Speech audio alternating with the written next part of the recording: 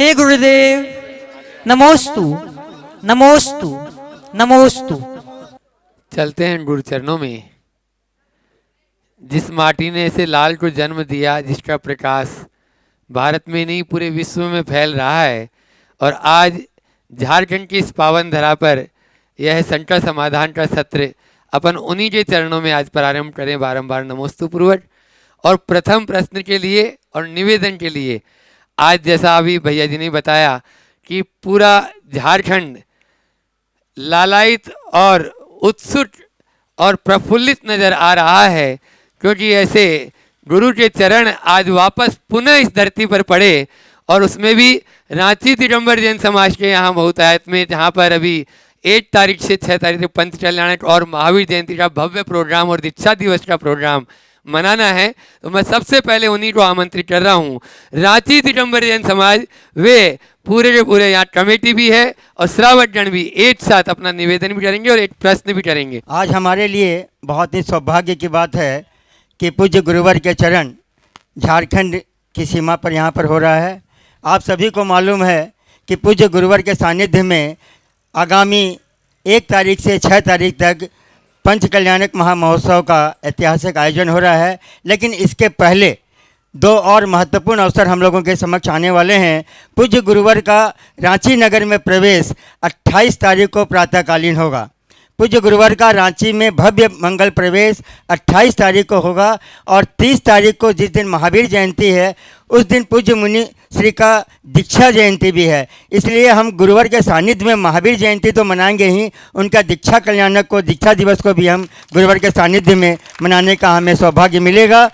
और इस अवसर पर जो भी जिनवानी चैनल और पारस चैनल के माध्यम से शंका समाधान के आज के इस कार्यक्रम को देख रहे हैं, उनसे मैं विनम्र निवेदन करूंगा कि कृपया 30 तारीख के कार्यक्रम में और आगे पंच कल्याणक के कार्यक्रम में वे पधार करके पुण्य लाभ लें और हमारा आतिथ्य स्वीकार करें। मैं पूज्य गुरुवर से अनुरोध करूंगा कि वे महाराज श्री, बहुत लोगों की ये रहती है कि पंच कल्याणक के दौरान जो सौधर्म इंद्र बनते हैं और कुबेर बनते हैं, उनकी भूमिका क्या होती है, एक बहुत लोग जानना चाहते हैं। और शायद ये आगामी जब हम लोग पात्रों का चयन करें तो शायद ये प्रश्न का उत्तर आपसे मिलने के बाद वे आसान्वित होंगे। पूज्य मुनिश्री, मैं अपने अभिभाव व्यक्त किया। निश्चित रूप से रांची वालों का सौभाग्योदय हुआ है कि इस बार झारखंड प्रवेश के ही मध्य रांची में पंच कल्याणक की भव्य संपन्नता होने जा रही है, और रांची नगर के इतिहास का ये तीसरा पंच कल्याणक, और वो भी अपने सानिध्य में फिर से होने जा रहा है। 2 पहले हुए। आप लोगों का जो उत्साह और आपका जो उल्लास है वो निरंतर ऐसे ही बने रहे, बढ़ता रहे, ये हमारा सद्भाव है। आपने पंच कल्याणक में सौधर्म इंद्र आदि की भूमिका की बात की। देखिए, पंच कल्याणक कोई साधारण क्रिया नहीं है। पंच कल्याणक वह पवित्र अनुष्ठान है जो हमें आत्मा से परमात्मा बनने का मार्ग सिखाता है, नर से नारायण बनने का पाठ पढ़ाता है, कंकर से शंकर बनने का रास्ता दिखाता है, और पामर से परमेश्वर बनने की दृष्टि देता है। तो ऐसा पंच कल्याणक यहाँ संपन्न होने जा रहा है। पंच कल्याणक की जितनी भी क्रियाएं होती है वो महामांगलिक क्रियाएं और मांत्रिक क्रियाएं होती है, जिसमें मंत्र, तंत्र, यंत्र सबका उपयोग होता है। साक्षात जब भगवान का पंच कल्याणक होता है तो उसमें साक्षात सौधर्म इंद्र उनके पंच कल्याणकों में अपनी सहभागिता प्रदान करता है। जब पंच कल्याणक प्रतिष्ठा की बात आती है तो उसमें हम सौधर्म इंद्र के रूप में भगवान के सारे गुणों के आरोपण की बात करते हैं। शास्त्रों के अनुसार भगवान के पंच कल्याणक प्रतिष्ठा महोत्सव में सबसे महत्वपूर्ण भूमिका सौधर्म इंद्र की होती है, जिसके हाथों गर्भ कल्याणक से लेकर मोक्ष कल्याणक तक की सभी महत्वपूर्ण क्रियाएं संपन्न होती है। सौधर्म इंद्र का यह जो सौभाग्य है, यही इसे एक भवावतारी बनाता है। शास्त्रों के अनुसार सौधर्म इंद्र और उसके लोकपाल, जिसे कुबेर आप लोग कहते हैं, ये सब एक भवावतारी होते हैं, और ये भगवान के पंच कल्याणकों में अपनी भक्ति की अभिव्यक्ति के परिणाम स्वरूप होते हैं, ऐसा मानना चाहिए। तो सौधर्मेंद्र बनने का सौभाग्य कोई साधारण बात नहीं है। ये पूरे जीवन में आमूल चूल परिवर्तन करते हैं। तो जिन्हें पंचकल्याणक में ऐसा मौका मिले उन्हें चूकना नहीं चाहिए। आदमी पैसा कमाता है, बहुत कुछ खर्च कर देता है, लेकिन पंचकल्याणकों में अगर ऐसा सहयोग मिले तो ये जीवन के परिवर्तन का कारण बनता है। मैं तो आप लोगों से कहूँगा, आप लोग यही मान लो कि अब हमारे घर में एक शादी और आ गई है, भगवान की प्रतिष्ठा होने जा रही है। शादी विवाह में आप लोग लाखों रुपया फूंक देते हैं बिना सोचे। उसकी जगह ये परमार्थ में यदि आपका द्रव्य नियोजित होता है तो इससे अच्छी बात और कोई दूसरी नहीं हो सकती। इसलिए ऐसे मौके वे भाग्यशाली लोग होंगे जिन्हें प्राप्त होगा। आपने 28 तारीख को ये तिथि निश्चित की है, देखना है किसको ये सौभाग्य मिलता है। मैं तो मानता हूँ पैसे से कोई पात्र नहीं बनता, पुण्य से पात्र बनता है। अपने अपने पुण्य को प्रगाढ़ बनाइए, चाहे सौधर्मेंद्र की बात हो, चाहे माता पिता की बात हो, चाहे कुबेर की बात हो, चाहे यज्ञनायक की बात हो या अन्य पात्रों की बात हो। हमारे इस पंचकल्याणक में कुछ न कुछ भूमिका होनी चाहिए। पहले तो एक एक आदमी पूरा मंदिर बना देता था और अपने हाथों ही पूरे मंदिर की प्रतिष्ठा संपन्न करा देता था। आजकल वो व्यवस्थाएं बदल गई और अब समाज मिलकर ये कार्य करती है। तो समाज के सभी लोगों को अपनी सहभागिता प्रदान करना चाहिए। और इनका आनंद क्या है और इसकी महिमा क्या है, ये तो उनसे पूछो जो कभी ये लाभ ले चुके हैं। तो आप लोगों को तो पुराना एक्सपीरियंस है 2 पंचकल्याणकों का, अब ये तीसरा मौका आया है तो तीसरा तो एकदम तीसरा ही होना चाहिए जो हमारे जीवन को आगे बढ़ाए। और आप सब निश्चित रूप से ऐसे अवसर का लाभ उठाकर अपने जीवन को धन्य करेंगे। बहुत बहुत आशीर्वाद। नमस्ते गुरुदेव, नमस्ते। और जिन पर पूरे भारतवर्ष की नहीं विश्व की नज़र है, ऐसे गुणायतन परिवार पर कि अब वह जल्दी ही सिद्धि वे घड़ियाँ आने वाली है जो सब चाहते हैं और गुरुवर के चरण भी उसी ओर बढ़ रहे हैं। इसमें गुणायतन के सभी ट्रस्टी, पहले मैं बुला रहा हूँ एनसी जैन साहब कार्याध्यक्ष और महामंत्री हाँ अशोक जी पांडे के नेतृत्व में सभी गुणायतन के पदाधिकारी और यहाँ पर जितने ट्रस्टी उपस्थित हैं वे भी आ जाएं। ट्रस्टी से ऊपर शिरोमणि ट्रस्टी जो भी गुणायतन से सब, हाँ सभी आ जाएंगे, चाहे गया से हो, चाहे हजारीबाग से हो, चाहे कोलकाता से हो, रांची से तो हैं ही, रांची वाले भी आ जाएं सभी। और मैं चाहूँगा एनसी जैन साहब और अशोक जी पांड्या माइक पहुँचाएं। मुनिदेव के चरणों में पूरे गुणायतन परिवार की तरफ से 3 बार नमोस्तु। गुरुवर 2-2.5 साल हुए, लेकिन 2.5 साल में ऐसा लगता है कि आपकी छवि तो रोज़ निहारते हैं, लेकिन गुणायतन के अंदर ऐसा लगता है कि वो कमरा अभी भी ऐसे लगता है जहाँ आप विराजमान थे, हमें ऐसा लगता है आप यहीं विराजमान है। अब लगता है वो समय वापस आ रहा है और पूरा गुणायतन परिवार पलक पावने बिछाने बैठा है कि कब गुरुदेव फिर गुणायतन में पदार्पण होगा। और हमारा जो आपका जो आपने जो एक हमें कार्य दिया, जिम्मेदारी सौंपी है कि उसका भव्य पंचकल्याणक हो, तो मुनिश्री हम पूरी गुणायतन परिवार सबसे पहले तो आपके चरणों में ये निवेदन करते हैं कि इस बार 2026 का चातुर्मास गुणायतन में हो और आपका आशीर्वाद मिले। जल्दी से जल्दी हम सभी ये सक्षम बन सकें कि जल्दी से जल्दी पंचकल्याणक हो। क्यों कि हमने तो लोगों को कहना शुरू कर दिया है कि गुरुदेव आ रहे हैं और पंचकल्याणक बहुत जल्दी हो जाएगा। मुनिश्री इसी आशीर्वाद के साथ पूरा गुणायतन परिवार आपके चरणों में 3 बार नमोस्तु करता है। नमोस्तु नमोस्तु। मेरा प्रश्न ये है महाराज श्री कि आज हम आए थे अरुण जी दिल्ली से, हम लोग देख रहे थे क्या व्यवस्था होगी क्या नहीं होगी। तो पहले तो महाराज श्री रांची और जसपुर और जिन लोगों ने भी व्यवस्था करी है, बहुत ही सुंदर व्यवस्था यहाँ करी महाराज जी, ठहरने की, खाने की, पीने की। और हमें तो उम्मीद नहीं थी कि 500-600 आदमी लोग बिहार के अंदर जंगल में बीच में ऐसी जगह, हम कह रहे थे हमारे दिल्ली में तो 25-50 आदमियों को बुलाने के लिए मुश्किल हो जाता है, लेकिन ये इससे दिखता है कि आपके प्रति लोगों में कितनी श्रद्धा है। और सबसे बड़ी बात जो मैंने देखी महाराज श्री, सबके मन में, विशेषकर रांची वालों के और गुणायतन परिवार में बहुत उत्साह है, मन में बहुत उल्लास है कि गुरुवर आ रहे हैं, पधार रहे हैं। तो मुनिश्री ये उत्साह और ये श्रद्धान और कैसे बढ़े कि ये जो एक तो जो ट्रेलर दिखाने जा रहे हैं आप 1 से 6 के बीच में रांची में, उसको आगे भव्याति भव्य हम बनावें गुणायतन परिवार में, गुणायतन के पंचकल्याणिक महोत्सव में मनी सर। ओ देखिए, आप लोगों ने निवेदन किया, निश्चित रूप से निवेदन औपचारिक रूप से भले आज कर रहे हैं, निवेदन तो आप लोगों का रोज ही चलता है। और हमारा इस क्षेत्र में विचरण करने का प्रधान हेतु भी यही है, नहीं तो अभी इधर कोई ऐसी संभावना नहीं थी। निश्चित रूप से सम्मेद शिखर जी में गुणायतन का निर्माण हमारे समाज के लिए एक मील का पत्थर बनने वाला है, पूरे समाज के गुणात्मक परिवर्तन का आधार बनेगा। मंदिर पूर्णता की ओर है, योजना पूर्णता की ओर है। आप लोगों ने भावना भाई है, मैं तो केवल इतना कहूँगा, अब कमर कस लो।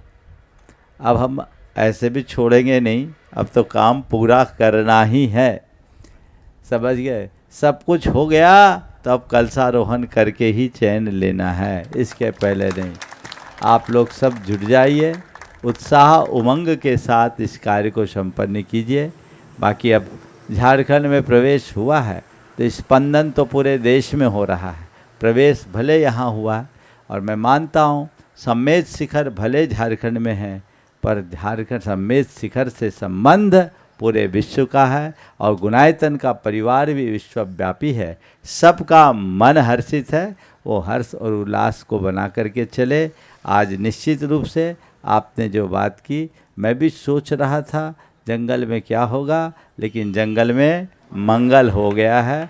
आज जिस तरह के उत्साह की अभिव्यक्ति आप सब लोगों ने प्रदर्शित की, रांची जैन समाज तो इसमें प्रमुखता से है ही, और होना भी चाहिए, क्योंकि सबसे निकट और राजधानी है, प्रयोजन है। लेकिन आज पूरा झारखंड, बिहार और पूरे अंचल के लोग जिस उत्साह के साथ यहाँ उपस्थित हुए हैं, वो बहुत सराहनीय है। और आपने कहा कि ये व्यवस्थाएं कैसी होगी, ये आप समझ लीजिए कि आपकी टीम कितनी मजबूत है। इस व्यवस्था में सब लोगों की सहभागिता, रांची समाज की सहभागिता तो है ही, पर मैं चाहूँगा एक बार हमारे बिहार टीम की आप जोरदार करतल ध्वनि से अभिनंदन करिए।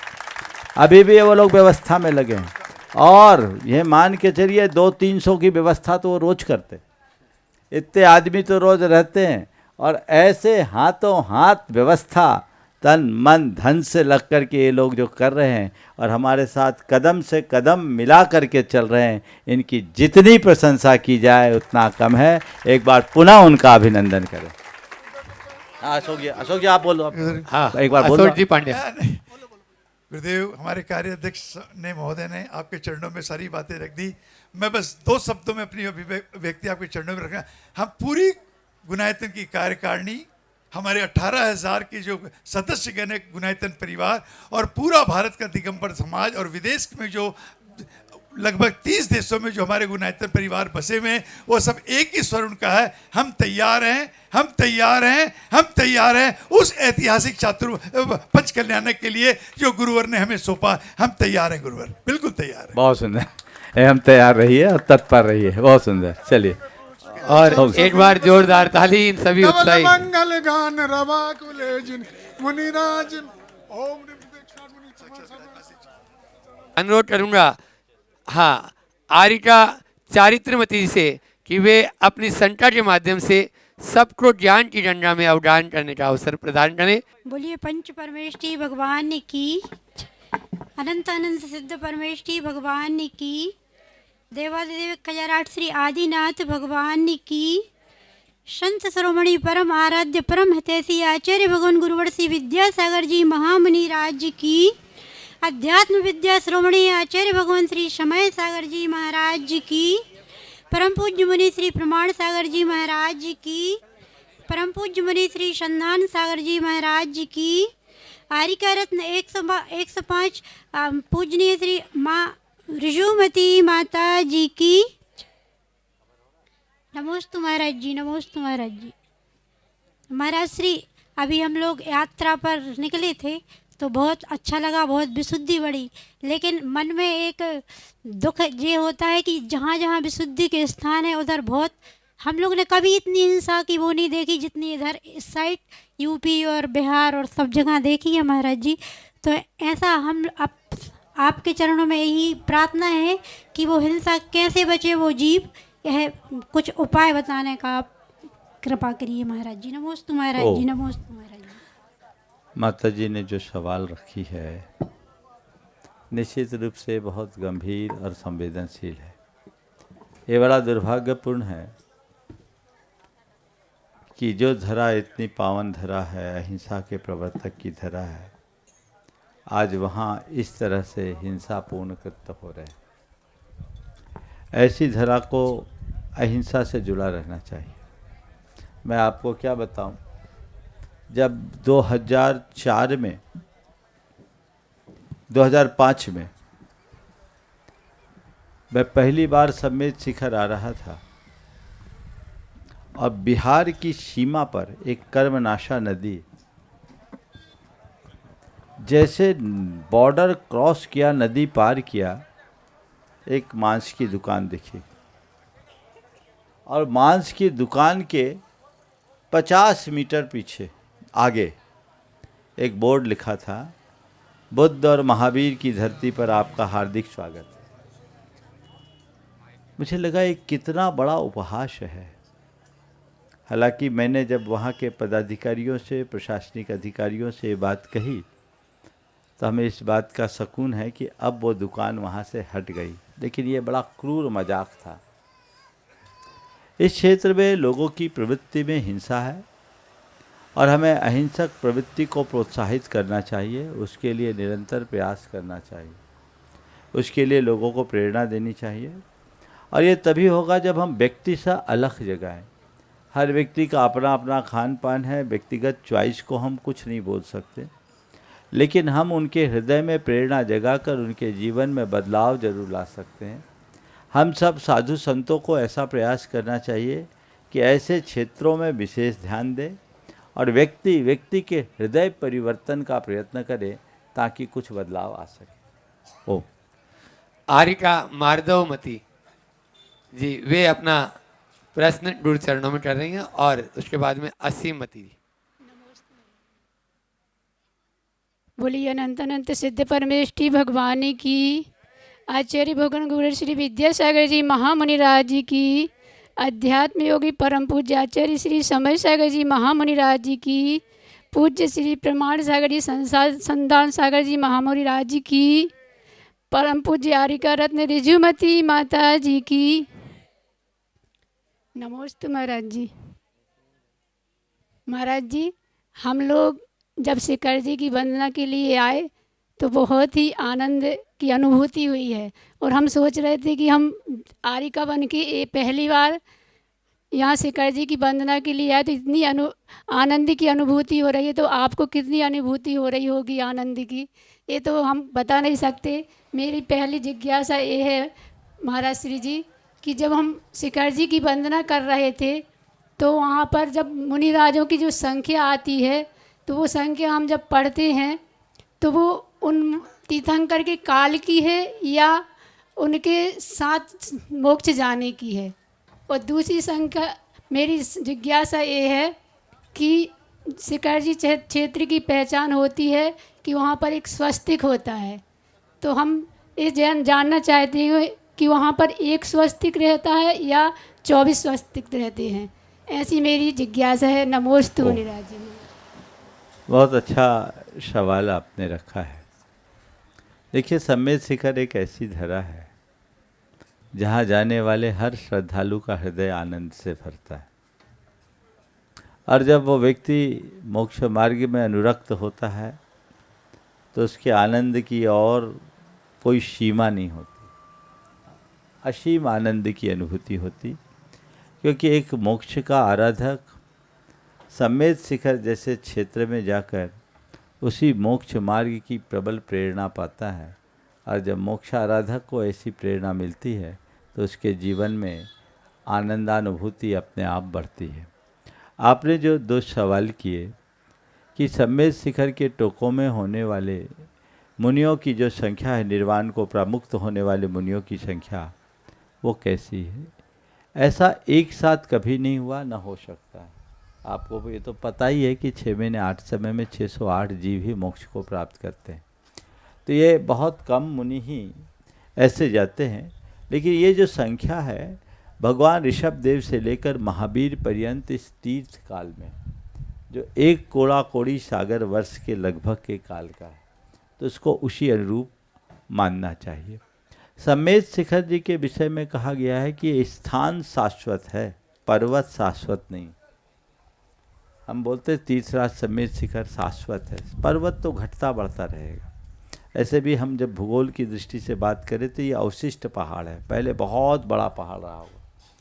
शास्त्रों में 12 योजन का पहाड़ बोलते हैं, अब वो 1 योजन का बचा है। तो घटते घटते अब इससे 12 गुना होगा तो कितना ऊंचा होगा, कितना विशाल होगा, आप सोच लें। तो ये पहाड़ है और पंचम काल के अंत में धरती 1 योजन नीचे तक चूर चूर हो जाए, और जब फिर सुकाल आएगा तो धरती उठेगी, तब ये सम्मेद शिखर की रचना हो। जिस स्थान पर सम्मेद शिखर की रचना होती वहाँ स्वस्तिक का अंकन होता, समझ लो। यहाँ 1 स्वस्तिक और 24 स्वस्तिक का कहीं उल्लेख देखने को नहीं मिला, पर ये जन श्रुति है, चर्चा है कि सम्मेद शिखर और आपके अयोध्या में स्वस्तिक की रचना होती है। ये शाश्वत धरा है, स्थान नियत है, स्थिति अनियत है, ऐसा मानकर चलना चाहिए। आर्यिका श्रद्धामती जी वे अपना प्रश्न गुरु चरणों में कर रही हैं, फिर असीमती जी करेंगे। अनंतानंद सिद्ध परमेष्टि भगवान की जय।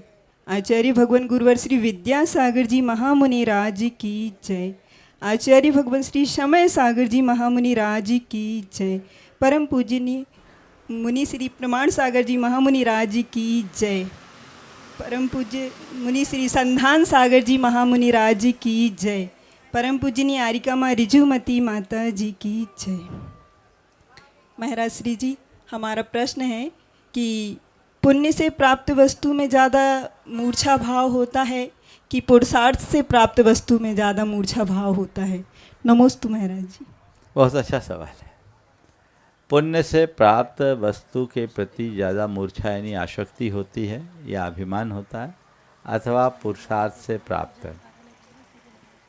मेरा मानना है न पुण्य मूर्छा उत्पन्न करता है न पुरुषार्थ। ये अभिमान, आसक्ति या मूर्छा मनुष्य की दृष्टि पर निर्भर करती है। जो सम्यक दृष्टि है उसे पुण्य से अपार वैभव की उपलब्धि होती, पर उसके मन में रंच मात्र आसक्ति नहीं होती। वह अनासक्ति मूलक जीवन जीता। उसे लगता है कि ये सब क्षण क्षयी है, आज है कल रहे न रहे, कोई भरोसा नहीं।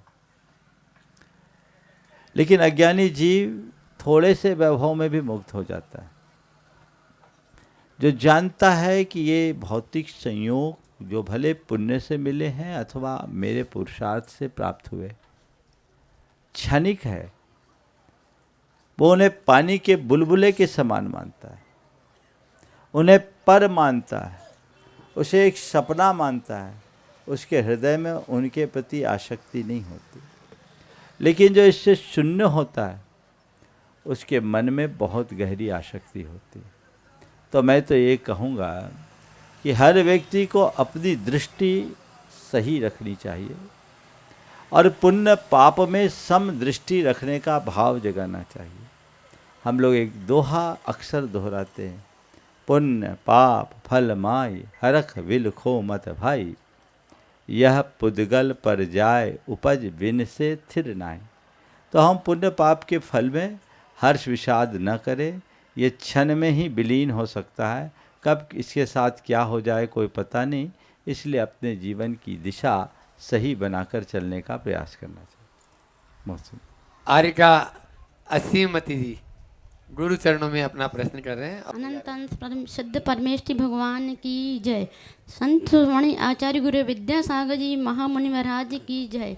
आध्यात्म योगी आचार्य समय सागर जी महाराज की जय। मुनि श्री प्रमाण सागर जी महाराज की जय। मुनि श्री संधान सागर जी महाराज की जय।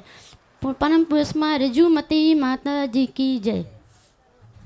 हमारी शंका है कि आप आचार्य गुरु विद्यासागर जी महाराज से आप प्रथम बार कहाँ मिले थे और आपको वैराग्य कैसे आया?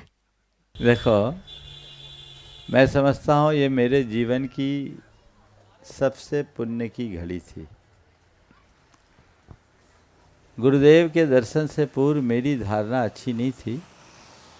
साधु संतों के प्रति मेरे हृदय में कोई अनुराग नहीं था, बल्कि एक खोटी धारणा थी कि जिनको कोई काम नहीं होता वो साधु बन जाते हैं।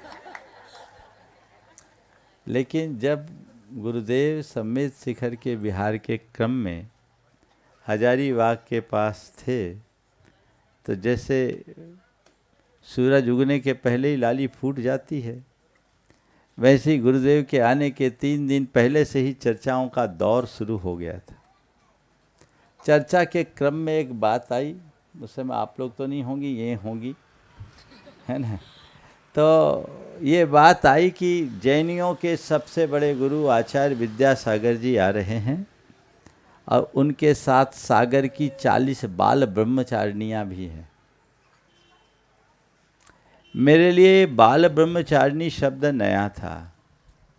उस समय मेरे बोर्ड एग्जामिनेशन की तैयारी चल रही थी और मैं अपने पढ़ाई के अलावा और कोई काम नहीं करता था।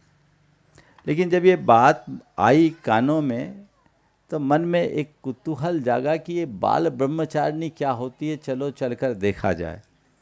तब तक हजारीबाग से लगभग 10 किलोमीटर दूर बानादाग में संघ का आहार हो रहा था।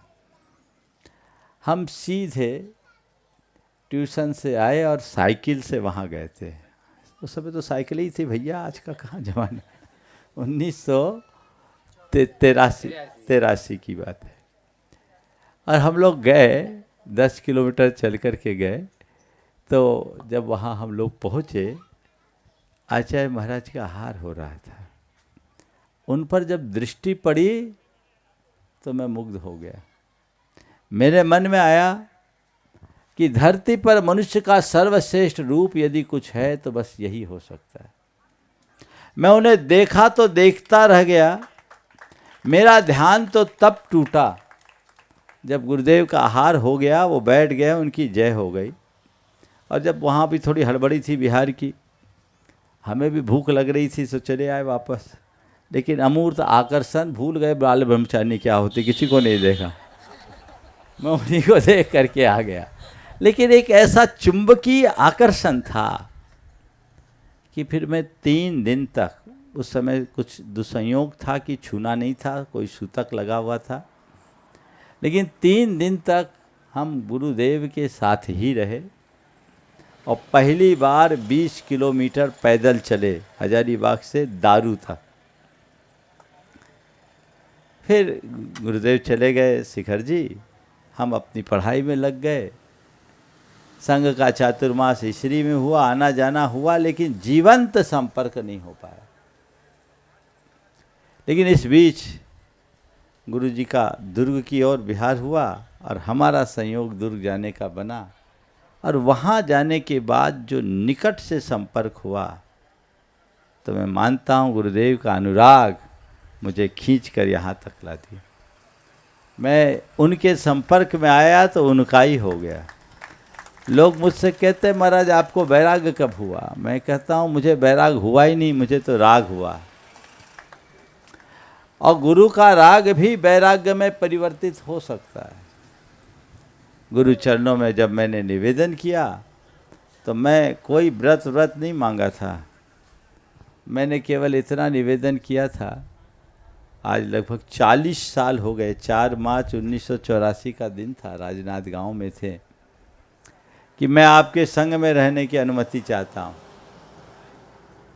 उनने मुझ पर कृपा बरसाई, संग में न केवल शामिल किया, अपितु मुझे इस लायक बना दिया। मैं अभिभूत हूँ, अनुग्रहित हूँ। आर्य का शीलमती माता जी वे अपना प्रश्न गुरु चरणों में करेंगे और फिर बड़ी माता जी। संत श्रमणे आचार्य गुरुवर श्री विद्यासागर जी महामुनिराज जी की, अध्यात्म विद्या श्रवणे आचार्य गुरुवर श्री समय सागर जी महामुनिराज जी की, पूज्य 108 प्रमाण सागर जी महामुनिराज जी की, पूज्य श्री 108 संदान सागर जी महामुनिराज जी की, परम पुण्य 105 माँ रिजुमती माता जी की। पूज्य श्री, मेरी ये जिज्ञासा है कि जो मति ज्ञान के भेद होते हैं, अवग्रह या अवाय धारणा, क्या ये क्रम से होते हैं कि अक्रम से भी होते हैं?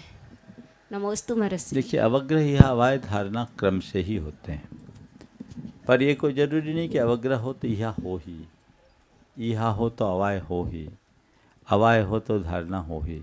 लेकिन ये बात तय है कि धारणा होगी तो अवग्रह या अवाय के द्वारा, अवाय होगा तो उससे पूर्व अवग्रह यह होगी, यह होगी तो अवग्रह पूर्वक ही।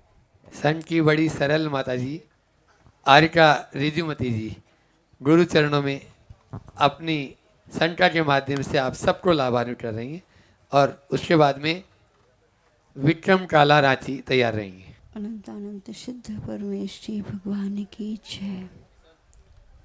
शासनाय भगवान महावीर स्वामी की जय। आचार्य प्रवर भगवान गुरुवर्षि संत श्रोमणी आचार्य भगवान गुरुवर्षि विद्यासागर जी महामुनि महाराज की। अध्यात्म विद्या शिरोमणि आचार्य प्रवर भगवान गुरुवर्षि समय सागर जी महामुनि महाराज की जय। मेरे आपक्ष मुनि श्री योग सागर जी आदि समस्त 3 कमना कोटि मुनि वृंद की जय। मुनि श्री प्रमाण सागर जी महाराज की जय। मुनि श्री संधान सागर जी महाराज की जय।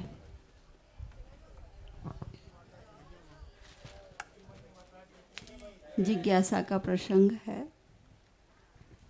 और शाश्वत सिद्ध क्षेत्र की वंदना करते हुए प्रथम टोंक जो है वह गणधर महाराज की टोंक है, और उस टोंक पर 24 चरण हैं और देवग्राम के भिन्न भिन्न स्थानों से वे मोक्ष प्राप्त हुए हैं। और गौतम गणधर का नाम अर्घ में पहले आता है। तो जिज्ञासा ये उत्पन्न होती है कि महाराज जी यदि गौतम का नाम आता है तो 11 गणधर होना चाहिए, और यदि 24 चरण हैं तो प्रधान गणधरों के साथ में हाँ वृषभ सेन को आदि करके और गौतम स्वामी पर्यंत तक 24 तीर्थंकरों के प्रधान गणधर 24 हुए हैं। तो ये उसमें जिज्ञासा में मतलब ये है कि इस प्रकार का भिन्नता होती है। और संपूर्ण गणधरों की बात कहें तो वहाँ इकट्ठे चरण तो बन ही नहीं सकते थे, जो 1452 अथवा 1459 गणधरों का प्रसंग आता। द्वितीय जिज्ञासा ये है कि वहाँ पर अनुभव केंद्र के बारे में वह जो विशेष विस्तार हुआ है उसके बारे में आरिका संघ को भी सबको जानने की विशेष इच्छा है, इसलिए उसके बारे में भी आप विस्तार से बताएं। बहुत सुंदर। देखिए, ये सवाल तो बहुतों के मन में आता है, मेरे मन में भी आया था। आज जो आपने सवाल उपस्थित किया, तीर्थंकरों की निर्वाण भूमि में वंदना के क्रम में सर्वप्रथम गणधर टोंक क्यों? तो बिना गणधर के हम भगवान तक पहुंच ही नहीं सकते। भगवान की वाणी का साक्षात रसास्वादन हम करते हैं तो गणधरों की कृपा से ही करते हैं, इसलिए गणधरों की पहले वंदना होती है। और इसीलिए हम लोगों के यहाँ गौतम गणेशाय नमः, गौतम गणेशिने नमः शब्द का प्रयोग होता है। तो हम गणधरों को नमस्कार करते हैं, और वो गणधर टोंक है, गौतम गणधर टोंक नहीं बोलने लगे हैं लोग, गणधर टोंक है मूलतः। और वहाँ शायद आपको विस्मरण हो 35 चरण हैं, 24 नहीं, 24 तीर्थंकर के 24 और भगवान महावीर के 11, ऐसे 24 में 24 शामिल कर लिए और भगवान महावीर के 11 को प्रमुखता दे करके 35 बना दिए। तो इस तरह से एक बाहर है वो सामान्य गणधर के। तो ये चरणों की ऐसी व्यवस्था की गई ताकि हम गणधरों की भी वहीं से वंदना कर ले। यद्यपि ये बात सुस्पष्ट रूप से नहीं दिखती कि सभी गणधरों का निर्वाण स्थल यहीं है या अन्यत्र, क्योंकि हमारे बहुत सारे ग्रंथ लुप्त हो गए, लेकिन ये मानते हैं कि वो स्थल बहुत ऊर्जापूर्ण है। हम लोग जब वंदना के क्रम में वहाँ जाते हैं तो वहाँ पहुँचते ही एक अलग प्रकार की आनंदानुभूति होती है। तो ये वहाँ की ऊर्जा का एक प्रमाण समझना चाहिए। और गणधर को पहले नमन करो, तब तीर्थंकर की शरण में जाओ। बिना गणधर के सानिध्य के हम तीर्थंकरों के पास नहीं जा सकते। गणधर हमारे गुरु हैं और तीर्थंकर हमारे भगवान हैं। गुरु के बिना प्रभु का सानिध्य पाना संभव नहीं है। ये बात सबके हृदय में अवधारित होना चाहिए। इसीलिए हम लोग जब मांगलिक करते हैं, मंगलम भगवान वीरो मंगलम गौतमो गणी, ये क्यों बोलते हैं? ये मंगल है। तो गणधर को, जिन्हें गणेश भी कहते हैं, गणपति भी कहते हैं, उनकी वंदना करनी ही चाहिए। आज और अच्छा हाँ, अनुभव केंद्र की बात देखिए, निश्चित रूप से आप लोग समेत शिखर जी गई और संयोग ऐसा बना कि वहाँ से आप लोग निकल गई। मैं तो सोच रहा था कि हमारे आने तक आप लोग ठहरोगी, वहीं चातुर्मास करोगी। तो इस बार भी जैसे पिछले साल आनंद की वर्षा समेत शिखर जी में हुई, इस बार भी होती तो सबको बहुत आनंद आता और तब तक लगभग उसकी तैयारी भी पूरी हो जाती। लेकिन खैर, जो संयोग बनता है वो वैसा ही होता है। आप लोगों ने उसका अवलोकन तो किया ही है। मुझे लगता है बहुत सारी चीज़ें उन्होंने बताई भी होगी, लेकिन समेत शिखर जी में जो चीज़ें हैं वो अपने आप में अद्भुत है। मंदिर आप लोगों के सामने है। जो अनुभव केंद्र बनने जा रहा है वह कोई एक संरचना मात्र नहीं है, उसकी कल्पना बहुत विशाल है। वहाँ दुनिया की एक ऐसी इकलौती चीज़ बनने जा रही है जिसे देखकर लोग आश्चर्यचकित होंगे, मुग्ध होंगे, लोगों का जीवन परिवर्तित होगा। वहाँ एक मूवी बनाई जा रही है जिसका नाम है यात्रा आत्मा से परमात्मा की। 108 मिनट की मूवी में मिथ्या दृष्टि से लेकर सिद्ध अवस्था तक का संपूर्ण जीवन चित्रण वहाँ देखने को मिलेगा। जैन आगम में प्रतिपादित 14 गुणस्थानों की जीवंत झांकी का दर्शन होगा। क्या होता है मिथ्या दृष्टि, किसे कहते हैं सम्यक दृष्टि, से आप जान सकेंगे। कैसे होते हैं श्रावक, कैसे होते हैं मुनिराज, क्या होता है ध्यान, कैसे होती है कर्मों की निजरा, कैसे होता है केवल ज्ञान, कैसा होता है भगवान का साक्षात समोसरण, कैसे होता है भगवान का श्री विहार और कैसे करते हैं प्रभु मोक्ष गमन। इन सब की साक्षात अनुभूति वहाँ होगी। वो जो बनने जा रहा है 4DX 270 डिग्री के स्क्रीन के साथ 4DX आपकी सीट पर, और उसमें भी स्टीरियो टेक्नोलॉजी के साथ, जिसमें चीज़ें सब उभर करके आएगी 3D में, जो लोगों को एक अलग प्रकार का इमर्सिव एक्सपीरियंस देगा, जिसे देख करके लोग भूल जाएंगे पूरी दुनिया को और उस जीवन में उस प्रकार की साक्षात अनुभूति करेंगे जिसे हमने शास्त्रों में केवल पढ़ा है, देखा नहीं। इसके साथ ही वहाँ 2 सोरिंग राइड होगी। अब आज आप लोगों को पता होना चाहिए, अभी तक तो 1 राइड थी, अब 2 राइड हो गई। एक राइड है समौ शरण दर्शन। समौ शरण दर्शन में जब आप जाएंगे तो साक्षात समौ शरण की अनुभूति होगी। 16 मिनट की राइड है, विश्व की इकलौती रिलीजियस राइड और सबसे लार्जेस्ट राइड है। सोरिंग राइड दुनिया में बहुत कम है, अब तक कुल 30 है मेरी जानकारी के अनुसार, 31वीं अपने यहाँ बनने जा रही है। इस राइड में 12 मीटर की हाइट पर आप चलेंगे और सामने बड़ी स्क्रीन होगी, स्क्रीन के साथ आपकी सीटिंग सिंक्रोनाइज होगी और उसमें आपको समौ शरण की यात्रा कराई जाएगी। हमने पढ़ा है शास्त्रों में कि कभी भगवान का समौ शरण आता था, ऐसा होता था। हमने सुना है शास्त्रों में कि कभी भगवान ऐसे विचरण करते थे। जब आप गुणायतन जाएंगे तो आप उस समौ शरण के न केवल दर्शन करेंगे अपितु अपने आप को समौ शरण में महसूस करेंगे। आप साक्षात समौ शरण में हैं ऐसा अनुभव करेंगे। वहाँ जाने के बाद आप भूल जाएंगे कि हम पंचम काल में शिखर जी आए हैं। आपको ऐसा लगेगा मानो चौथे काल में साक्षात भगवान महावीर के समौ शरण में आए। एक अलग अनुभूति, व्यक्ति का हृदय उत्फुल्लित होगा, प्रफुल्लित होगा, आनंद से भरेगा, पोथियों की बातों को पलों में जान सकेगा, सम्यक्त का प्रकाश उसके हृदय में प्रकट होगा, जीवन में बदलाव होगा।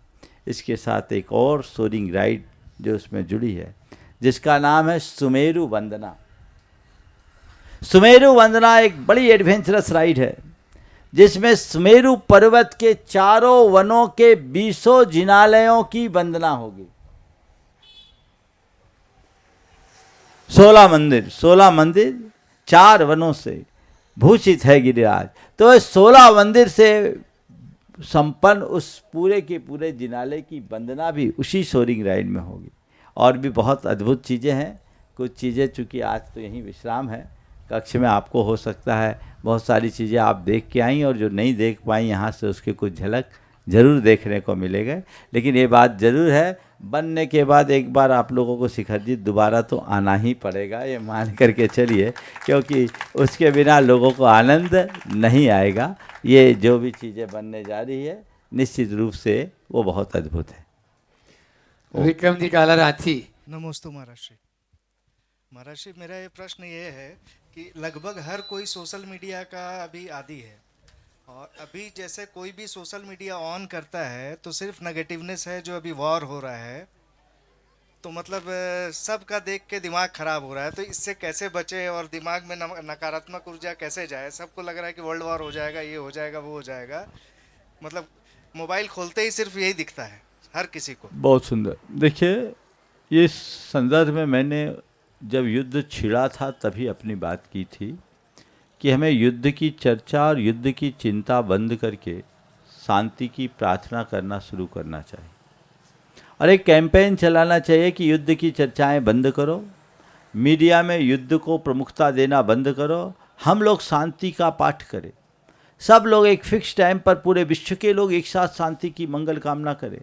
यदि हम शांति की चर्चाएं करना शुरू करेंगे, युद्ध की चर्चा अपने आप बंद होगी, चिंता बंद होगी, पॉजिटिव वाइब्रेशन होगा, और पॉजिटिव वाइब्रेशन से युद्ध की संभावनाएं टलेगी, हम कुछ अच्छा कर पाएंगे। तो ये चीज़ें हमारे अंदर होनी चाहिए, उसके लिए प्रयास करना चाहिए।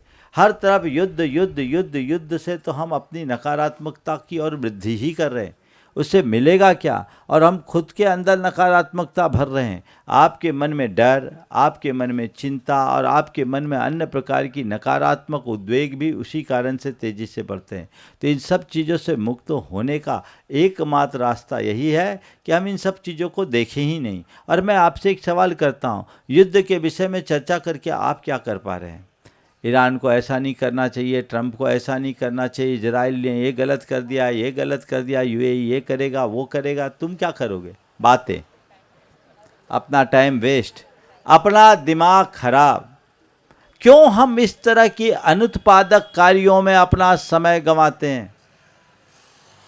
हमें तय करना चाहिए, हमें इन सब में देखना ही नहीं, झांकना ही नहीं। वो जो कर रहे हैं उनकी जगह शांति की प्रार्थना करें। और मैं आज पुनः बोल रहा हूँ सभी युवाओं से, लगभग 4 बार मैं बोल चुका, आप उसको देखिए। और आजकल तो क्या है, कुछ की खबरें होती, कुछ की कुछ बातें फैला देते हैं लोग, है ना। तो ये बातें बिल्कुल उटपटांग बातें हैं, इनमें बिल्कुल समय मत गंवाइए। नकारात्मक बातों से अपने आप को मुक्त रखिए, जिससे हमारे जीवन का पथ प्रशस्त। बिट्टू अरियन जी चटनी, शिरोमणि संरक्षक गुणायतन और पूरी बिहार टीम, एक बार जोरदार ताली बजा दीजिए। और जो भी नहीं आए वो भी आ जाएं यहाँ पे। सभी लोग अहरनिश गुरु सेवा में लगे रहते हैं। हाँ, और उसके बाद में पावन हजारीबाग की माटी हुई निहाल, तो वहाँ से आज अध्यक्ष जी नागेंद्र जी विनायका के नेतृत्व में पूरे सभी लोग एक साथ तैयार रहेंगे, प्रश्न कर लेंगे। बिंदु पायल जी सेठी, हजारीबाग। महाराज श्री के चरणों में त्रिबार नमोस्तु, माता जी के चरणों में बंदाई माता जी। महाराज श्री, कैलाश मानसरोवर की यात्रा करने में क्या वास्तविक आध्यात्मिक लाभ होता है, जबकि जैन मत अनुसार भगवान आदिनाथ की मोक्ष स्थली तक जाना संभव नहीं है? कृपया मार्गदर्शन कीजिए। देखिए, कैलाश पर्वत की जो यात्रा है, जैन शास्त्रों के अनुसार कैलाश आद्रो मुनीन्द्र, कैलाश पर्वत पर भगवान ऋषभदेव का निर्वाण हुआ, ये हम लोग बोलते हैं। तो कैलाश पर्वत जैन परंपरा की दृष्टि से बहुत पूज्य है। निश्चित रूप से जो कैलाश पर्वत का मूल स्थल है, उसकी परिक्रमा होती, ऊपर तक कोई जा नहीं पाता। वर्तमान में वहाँ उस तरह की कोई व्यवस्था नहीं है, लेकिन जो श्रद्धालु जाते हैं उनको आनंद तो आता है। मैंने आज से 20 साल पहले उसकी एक सीढ़ी देखी थी, जो कैलाश पर्वत की यात्रा की सीढ़ी थी। गुलशन कुमार के यहाँ से निकली थी, पहले आप लोगों ने देखा होगा। उस सीडी को देख करके मैंने एक ही बात तय किया कि प्रकृति का अगर सबसे रम्य रूप कुछ है तो इसमें देखने को मिलता है। प्रकृति की निकटता, प्रकृति की रमणीयता, वहाँ जाने के बाद उस प्रकार की अनुभूति तो हो सकती है। अगर आप इस भाव दशा के साथ जाते हैं कि भगवान ऋषभदेव की निर्वाण स्थली, तो वहाँ की ऊर्जा से अपने आप को ऊर्जान्वित कर सकते हैं, इसमें कोई संशय नहीं। प्रयास करना चाहिए। नमोस्तु महाराज श्री, नमोस्तु नमोस्तु। हाँ, हजारीबाग त्रिजंबर जैन समाज, संजय जी अजमेरा महामंत्री, सुनील जी लुवाड़िया मीडिया प्रभारी, नमोस्तु महाराज श्री, नमोस्तु महाराज श्री, नमोस्तु महाराज श्री। महाराज श्री, अभी सीकर जी के बारे में काफ़ी चर्चा हो रहा था, मधुबन के बारे में काफ़ी चर्चा हुआ कि सीकर जी का पत्थर जो है उसमें रोम रोम में भगवान बसते हैं। आज तक उस पत्थर से एक भी मूर्ति नहीं बना है महाराज श्री। टेक्नोलॉजी इतना चेंज हो गया है, क्यों न गुनायतन में उस पत्थर से एक मूर्ति लगे, जो कि सब जगह गुनायतन एक इतिहास बन रहा है, तो ये इतिहास गुनायतन से ही क्यों नहीं शुरू हो? देखो, आपने एक प्रस्ताव दिया है, लेकिन इसमें कई तकनीकी बाधा है।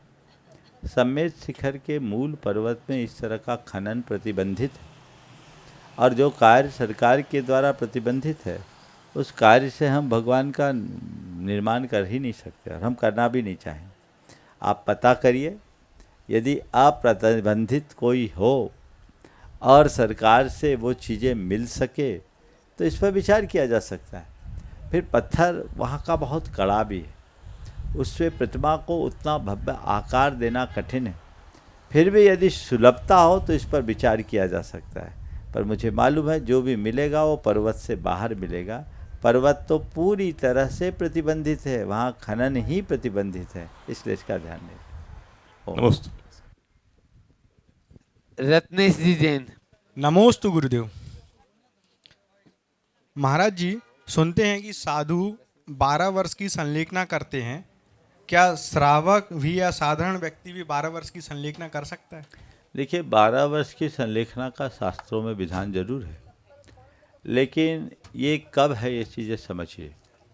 12 वर्ष की संलेखना तब लेनी चाहिए जब कोई निर्यापक उपलब्ध न हो, यानी संलेखना कराने वाला मुनि उपलब्ध न हो, अन्यथा असंयम का दोष लगता है, ऐसा भगवती आराधना में लिखा है।